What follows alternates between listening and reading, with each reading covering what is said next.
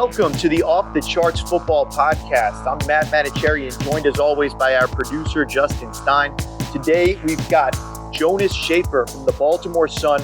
We're going to talk all things Baltimore Ravens, big movers at the trade deadline.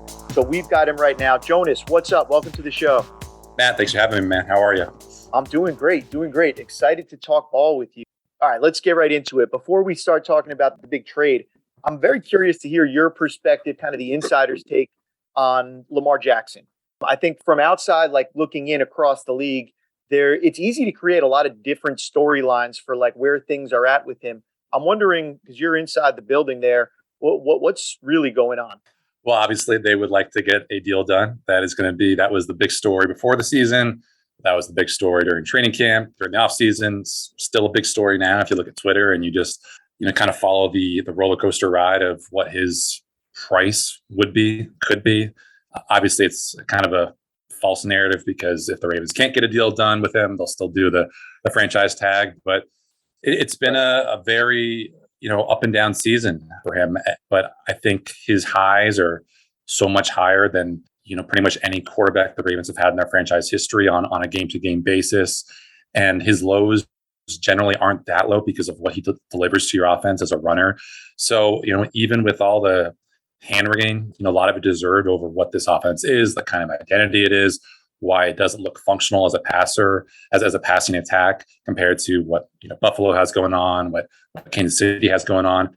It's still right up there in terms of, whatever advanced analytics, whatever metrics you want to use. So for them to be this successful as they have been for these first 8 games, despite missing Rashad Bateman, despite, the offensive line on having Ronnie Stanley for the first couple games, I think it's a testament to this coaching staff and obviously to Lamar. He's a guy who delivers you value in ways that any team would love to have. And a lot of it, I think, is pretty hard to quantify.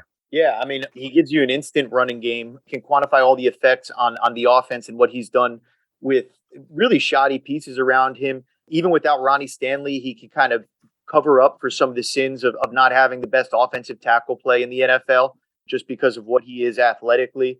I think it's, when you talk about quarterbacks around the league, right after the elite of the elite, I think he slots in right there behind your, Patrick Mahomes and Josh Allen's of the world right now. So it sounds like you think it's inevitable that something's going to get done. If they don't do a deal, they'll franchise him and find a way to keep him around.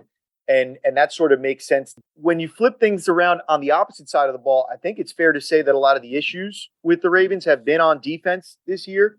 Yeah.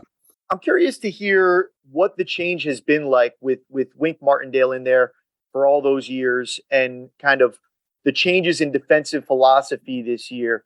Can you break down a little bit of kind of what the Ravens are doing and maybe some of the differences from what we've seen in the past? Yeah, I think it has been pretty surprising to see the divergence from Wink Martindale, who's obviously now in New York, to what the Ravens are now getting with Mike Macdonald, because this was a guy who is basically teaching the same system. When AJ Klein left the Giants, came to the Ravens a couple of weeks ago as a reserve linebacker pickup, he basically said, yeah, it's like I'm learning the same defense, but it's one thing in theory and it's another thing in practice. And what we've seen from Mike Macdonald is more resources devoted to the back end. I think the Ravens the past couple of years were about middle of the pack in terms of light boxes. This year, that they're right up there with the league leaders in terms of, you can have these 4 or 5 yards, but we're more concerned about just, safety in the back end. We're seeing a much lower blitz rate, from I think 2018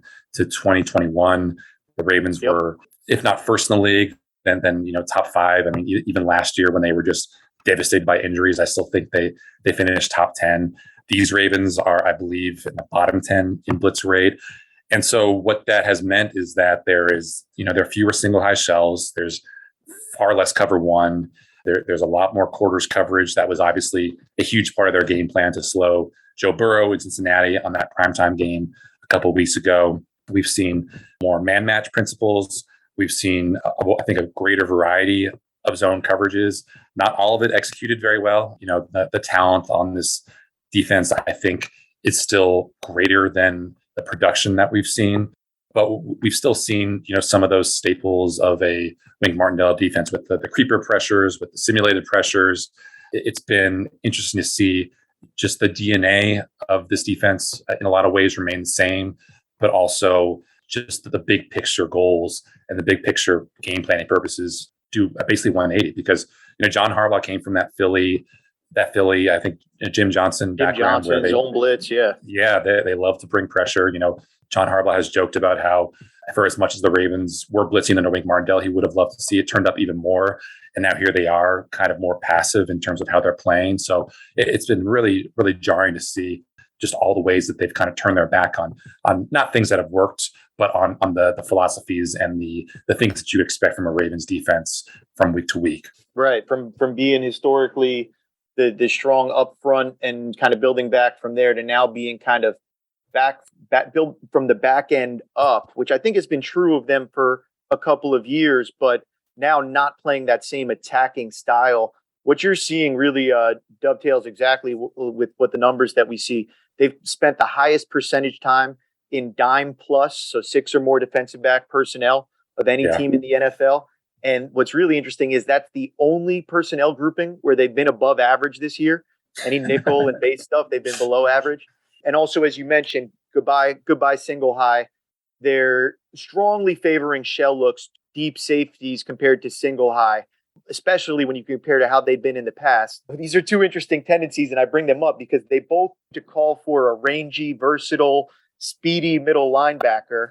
And that kind of brings us to the trade deadline. Yeah, that is the dime plus stuff you mentioned is fascinating. And also the cover one stuff, just because when you think about this defense's 2 big acquisitions over the past, 8 months now, it would be Marcus Williams in March. And you would expect him to be the center field guy, but obviously he's still been productive as a ball hawk, but they just haven't asked him to cover the kind of ground that he did in New Orleans. And now here you have Roquon Smith coming in ostensibly to partner with Patrick Queen, but have both of those guys be 90% snap share guys. But where does that leave someone like Kyle Hamilton? Where does that leave someone like Geno Stone, who the analytics and the grading really like? What does he do when Marcus Williams comes back in a month or two or whatever that timetable is? So it's going to be really interesting to see what the trickle down effect from the Roquon Smith stuff is. From a schematic standpoint, he played the will in that Bears defense. Patrick Queen has played the will in this Ravens defense. Obviously, it's an odd front versus an even front, but I don't know if, with Roquon still having a lot of strong side alignments in Chicago, if that means that he's going to naturally slide into there. You would think so, because he's a little bit bigger than Queen and obviously more experienced, but he's going to be a fun blitzer, man. It's really interesting to see the kind of split on his production level as a coverage guy. Some places really like him. Some think he's kind of average. Yeah, I think it just goes to the kind of nebulous ability to evaluate off-ball linebacker play, just because there's so many complicating factors that go into, navigating that range of the field. But I think he's ultimately going to be a plus for this defense with what he can bring you as a run stopper, what he can bring you as a pass rusher, which is something that with him and Queen, you have 2 of the fastest, I think, off-ball linebackers in the league. And then you assume that he's going to, be able to be plug and play there guy with just the kind of zone shells that the Ravens like to use. So it's going to be really fascinating to see how they use him. I don't know if, how committed they are to him beyond this season, which is obviously the big question with trading away a second round pick. But, he's a 2-time All-Pro for a reason, man. So it's going to be really, really fascinating to see just how the Ravens like him and maybe where they don't more interestingly. Yeah, Roquon Smith is an athletic talent. Everybody knows. I think he's also been having a really great season. You mentioned how it can be hard to evaluate, but I don't think anybody would say that he was performing at a poor level this year. The question is just that, like you said, the pick that you give up for him, and then are you going to re-sign him, or is this just a rental? If it is, you think you'll probably get a 3rd round compensatory pick back, assuming that the Ravens pay Lamar Jackson and not other people on that same timeline. So it might make sense and fit in there. But you'd like to think if you're giving up a 2 that you're getting a long-term player. He's 3rd in total points amongst off-ball linebackers this year. And that's 25th in pass rush, 6th in pass coverage, and 8th in run defense. So kind of goes to that versatility that you were talking about that he definitely shows. Certainly a guy who's missed his share of tackles over his career.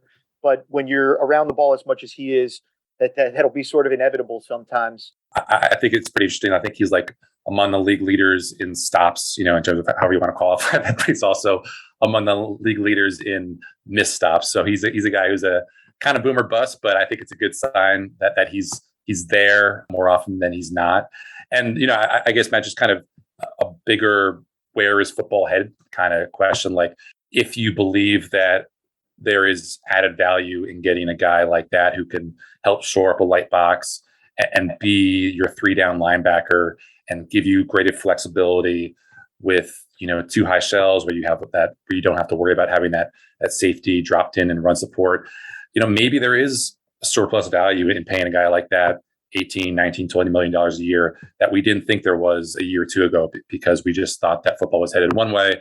And then obviously football says, no, my friend, we're actually cyclical. We're going to go back to the way things were. So it's going to be interesting to see just where the Ravens stand with their evaluation of him and where he would kind of help them for whatever the next evolution of football is and where they fit in that broader scheme change. Yeah. To your point, I think it kind of makes me laugh, because if you follow like football analytics Twitter, you see so much like the game is changing in all kinds of ways, and we don't care about linebackers anymore. And what's a running back? I never heard of that. And let's trade all of our offensive linemen for receivers, all that stuff. And then yet you look at some of the most analytically savvy, look at the Ravens, look at the Browns. I'm sure you're familiar with them as well. These are teams that have really embraced the running game, right? They're not always doing things the way that the people on the internet are saying you have to do this. So I think that this is probably a case of the Ravens really believing that they do value the pass game and stopping the pass and building from the back end up at this point in a way that maybe they didn't in the past. I think that they're embracing that, and they're embracing research that shows that. But that doesn't mean that those players that play up in the front seven don't have any value to. And especially when you have an elite coverage linebacker, somebody who can defend tight ends, can defend running backs in man coverage when you want to do things that way. If they want to be a big shell team right now and run a lot of cover two, having that middle linebacker, whether you call it Tampa 2 or just a regular cover 2, having that middle linebacker that can get a lot of depth and enable those guys to play on the numbers and outside and be able to really take away things over the top, that I think is still valuable, just because the position on your flip card says LB instead of CB. Like, it doesn't change that much. Yeah. And, to your point about just what can you do for me, the more you can do. We have seen defenses under Mike Macdonald that we rarely, if ever, saw under Wink Martindale. And that gives quarterbacks and that gives offensive coordinators one more thing to think about. I think if you think back to that Cincinnati game where, Joe Burrow, I believe, finished with the fewest air yards per target of maybe his career or of the season. It was just a staggeringly low rate, like 4.6 yards per attempt. The Ravens ran, Tampa 2 like 2 or 3 times in that game. And I think I asked Patrick Queen afterward, like, how many times do you think over the past 2 plus years, did you run Tampa 2 with Wink Martindale? He said, maybe once or twice. So you're talking about a just total schematic change and a total, curveball from these tendencies. And if you can have, that linebacker who can run with either the bigger tight end in the slot, those kind of power slot receivers that we're seeing become more and more in vogue, or if it's a shifty guy and you can, count on him to carry up the seam, and that's tremendous value, because that is such a money sweet spot for a lot of quarterbacks, including Lamar. So, I think the Ravens have really struggled offensively when you have these super dynamic, linebackers or safeties who drop into the box and can just cover up tight ends or can run sideline to sideline. And, look, if the Ravens get to the playoffs, they might have to tackle Josh Allen. If they sign Roquon long term, they're going to need someone to tackle Nick Chubb. And Roquon, I think, is far better suited to do that than Patrick Queen, who I think has had a decent year, all things considered, but that there aren't a lot of linebackers with the kind of physical tools that he has. Yeah, so that's what I really wanted to kind of ask you about too. The way I looked at this trade was, I think there's 2 aspects. So how it'll play out this year and then how it'll play out in the future. I wasn't sure if, like I mentioned, dime, that's only one linebacker on the field generally when you're in dime. If the plan was, are we trying to get Roquon in that role because maybe we're not happy with what we've seen from Patrick Queen? Or is this more, we want to get both those guys on the field? We don't want to have to be in dime to feel like we have our best personnel. We want to have a decent nickel package and have some of those, the ability to match up against teams that want to play us bigger also. So I was kind of, for this year, wondering, were you expecting to see them more on the field together, or potentially thinking of this as an upgrade? And then as that looks out into the future, then also, do you re-sign one of these guys, both of these guys? Does bringing in Roquon Smith, is that a sign of doom for Patrick Queen? Or is this maybe part of the idea here is let's get a pair.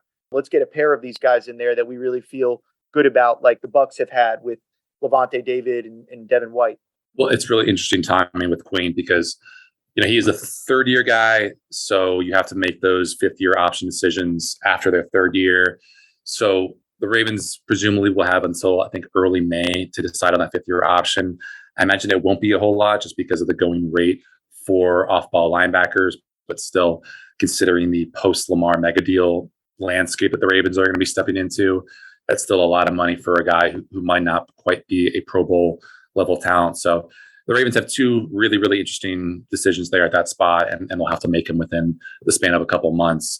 Obviously, if they sign Roquon long-term, that probably pushes down the chances that Queen's option is exercised. But as far as this year, my initial gut feeling was that they, yes, we might see Queen's snap count come down somewhat, but I still think he'll be, an 85 to 90% snap share guy. Like I mentioned, I think the biggest loser in all this would probably be Kyle Hamilton. We've seen his snap count go up past couple of weeks in the wake of the Marcus Williams injury. But if you are expecting, your two safeties to never leave the field, if you're expecting Marcus Peters and Marlon Humphrey to never leave the field, then that's, four defensive backs taken care of. You're going to have four pass rushers in some way. So Roquon Smith's also not leaving the field. So that basically leaves a couple spots for who's going to be your slot guy. Sometimes that could be Marlon. And then who's going to be your other defensive back / coverage guy. And I think just because of the pass rush production that Patrick Queen gives you, his production on just a per snap basis that this year, if you look at some of the analytics, is really, really tremendous. And you're pairing him with Roquon Smith, which I think has a kind of force multiplier effect because you just don't know from snap to snap who might be coming after you, whether it's a six-man rush or a simulated pressure or whatever. But there's a lot more cards that you can play when it's Roquon Smith lying next to Patrick Queen as opposed to Josh Bynes next to Patrick Queen, or even Kyle Hamilton, who's shown some nice stuff as a blitzer because he's just a huge guy with a pretty decent first step. So I think it's going to be situational. I don't think we're going to see Patrick Queen play 100% of the snaps in any of the games moving forward. But I also don't think we're going to see Kyle Hamilton go to 0% snap share in the kind of coming weeks when Marcus Williams comes back to strength. So it's going to be interesting. I think they're probably going to feel things out, but I just think that they want this defense to be as fast as possible. They want to fly around. They want to get in QB's heads before the snap. And I think the best way to do that is to have two guys who can cover a lot of ground in a very short amount of time. And, for as much as, some sites might not like Patrick Queen, I don't know where you guys have him in terms of points saved or your EPA and everything like that. But he's above average this year. He's having a good year. There you go. So I think that probably will be the initial step, but obviously they have so much depth in the secondary, or so much depth at safety rather, that they can be flexible if one of those guys goes into a rut.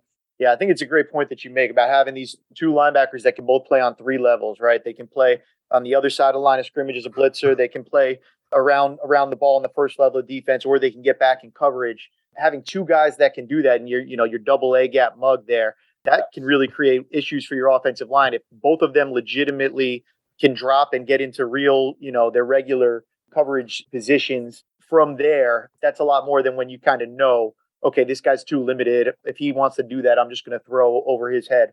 That's exciting. And it's interesting to hear, too, your opinion on Kyle Hamilton, guy that I love coming out of college, hoping that he continue to grow into a role there, because talk about a Swiss Army knife. Yeah, it's been, I think, a credit to Geno Stone that he's been able to, that he was basically without a second thought, we're going to put him in when Marcus Williams goes down. He's been really, really good. I think he's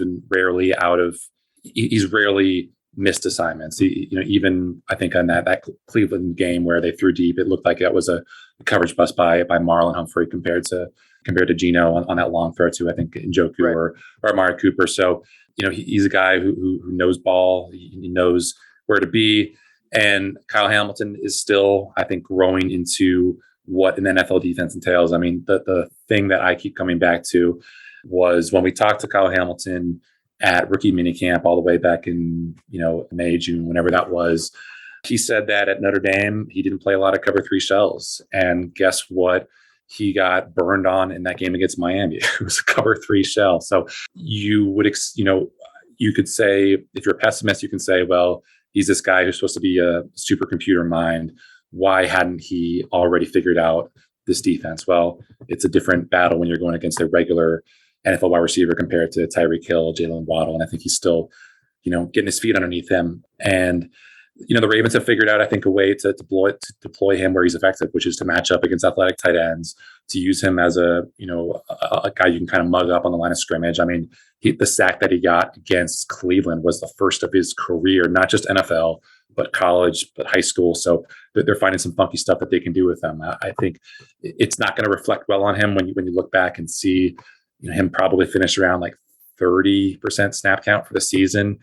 And they still have Chuck Clark signed for another year. Obviously, they gave Marcus Williams a big extension. Geno Stone, I believe, has at least a year or two left on his rookie contract. So they are kind of full at the end. But look, if Geno continues the ball out, if Chuck Clark, who has been unhappy with this contract situation, although they gave him a nice little bonus this year to kind of smooth things over, those are two, I think, valuable assets the Ravens could use to get, let's say, wide receiver help, because Lord knows Lamar Jackson needs it. Wide receiver help? No, that's impossible. That's as likely to happen in Green Bay. Let's talk Saints. What are you looking forward to this weekend? Well, I was digging into your guys' database and kind of poking things around. And the New Orleans beat is great. There's Nick Underhill does a great job. I don't have a subscription to New Orleans football, but I was kind of checking around to see what the pulse of that team was. And there was a headline about how the Taysom Hill's QB power is the most dangerous play in football. And I'm like, as someone who covers the Ravens, I was like, well, I'm pretty sure it's the inverted veer with Lamar, or it's the, counter bash with Lamar. But then, I did the design QB run for Taysom Hill for the Saints last night. And Lord Almighty, he is averaging like a healthy 10 plus, 11 plus, 12 plus yards per carry. I think he's like at 18 carries, got over 230 yards. A lot of that is third down usage. I think they're the only team in the NFL that's averaging more yards per carry on third down. I think the Ravens have actually been pretty good defending the run on third down when they know that they are in a obvious running situation. They usually bring it. So that's going to be a fun little wrinkle, because even though Andy Dalton has graded out pretty well, you still don't have Mike Thomas in all likelihood. We don't know what the Landry situation is going to be. Olave is obviously a stud, but it seems like just, like with the Ravens, this is a run first Saints offense that uses Kamara to set up so much of what it can do on a down to down basis. So the Taysom Hill wrinkle is a very interesting one, considering the Ravens, have their own explosive quarterback, running things for them. Yeah, it's an interesting matchup because two totally different styles, right? One guy getting it done with speed, and one guy certainly has some speed, but also will run you over a little bit more, and they don't mind that because of kind of the nature of Taysom Hill. It's funny because that's not an offense that's done a whole lot this year, but when they've had him on the field, like you've mentioned, when he's been healthy and when he's been out there, it's been pretty outrageous what he's been able to do. I'll flip you around on defense too, because they just came off of a shutout. They shut out the Raiders there. Under 200 total yards. Josh Jacobs had been rolling coming in, and he got absolutely smashed. So looking forward to Monday night. What do you make of the matchup on that side of the ball when it's Lamar Jackson and company that are trying to attack? Yeah, the thing that I think caught my eye when I was just looking at how this game might shape up is, well, first of all, you look at the sacks that the Saints were able to rack up against the Raiders, and I think it was like 5 or 6 or 7. And looking at the YouTube montage of them, bringing down Derek Carr, I don't think they rushed more than 4 on a single one of those. And that kind of jives because I think they have one of the lowest blitz rates in the NFL. And now you are going up against a Ravens offense that has been pretty boom or bust against the blitz. It's been a mix of, it was a lot of man shells to start. Then it was zone shells backing up the blitz. Lamar finally had a pretty solid game against Tampa Bay, handling pressure.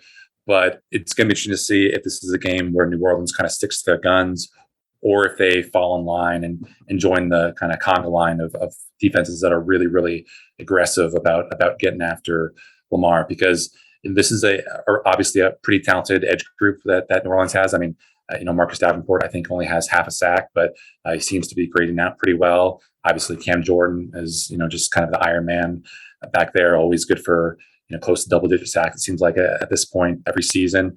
Obviously, not a whole lot inside, but if the Ravens, play with their usual kind of heavy formations, they should give Lamar a lot of time to pick that Saints secondary apart. And obviously, with no Marshawn Lattimore, we don't know what his status is. That's a bit of an issue. Adebo's seems like really fallen off from what was a pretty productive rookie year. Tyrann Mathieu seems like is having a good season, but I don't know if he has the kind of burst that he had to start his career or even in Kansas City. So it's going to be interesting to see just how that chess match plays out, because I'm sure the Ravens would love to have Lamar just sit back there, make things happen, improv with Isaiah Likely, Devin Duvernay, what have you.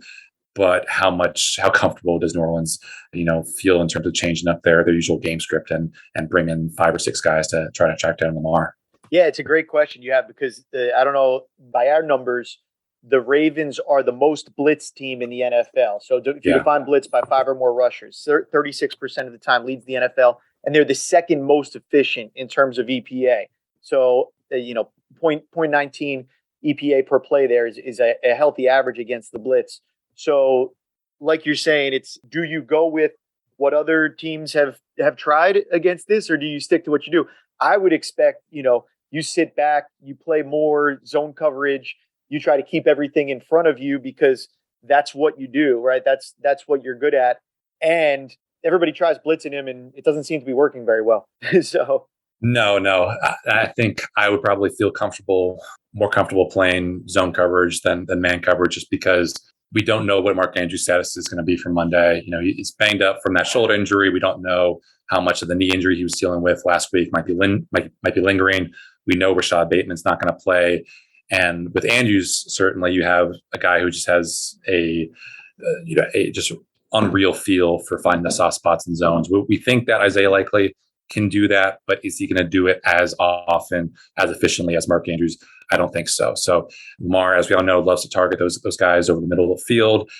We have seen the Ravens expand their game, make it more east-west with some of these, screens to Devin Duvernay, motion power card, and he's not stopping there at the left tackle, right tackle spot, but he's going all the way out there to be a 290-pound convoy for whoever's getting that guy. So it's not going to be overwhelming wide receiver and cornerback talent on Monday night, just because of what the Saints might be missing, what the Ravens will definitely be missing with no Rashad Bateman. So it might just come down to that battle in the middle of the field, with obviously Davis is such a stud linebacker for the Saints, and Likely and whoever is running routes in the middle of the field have to be productive for the Ravens. Or it could be a night where Lamar is just double clutching a lot, running a lot, and finding himself in bad spots. Yeah, and I should correct myself. I mentioned that if I'm the Saints, I might like to sit back in zone. They've played zone the least of any team in the NFL this year. So unlikely that'll be the case. All of these moving pieces will be fascinating to keep an eye on. Jonas Shaffer from the Baltimore Sun, thank you so much for joining us on the Off the Charts Football Podcast. Before you get out of here, anything you want to plug? Yeah, just if you're interested in Ravens coverage, just follow me on Twitter, Jonas_Shaffer, SHAFFER, and then just follow our coverage of the Baltimore Sun. And obviously a great plug for all the great work that you guys do charting with your NFL stuff, your college stuff, and your NFL draft stuff, which I didn't even realize was as useful as it was until too late in the process. But I can't wait to dig into that next offseason. Awesome. Well, hopefully we'll have you back on again soon. And good luck to the Ravens over the rest of the year. Appreciate it, Matt. Thanks for having me, man. For our producer, Justin Stein, I'm Matt Manocherian, and thank you for listening to the latest episode of the Off the Charts Football Podcast.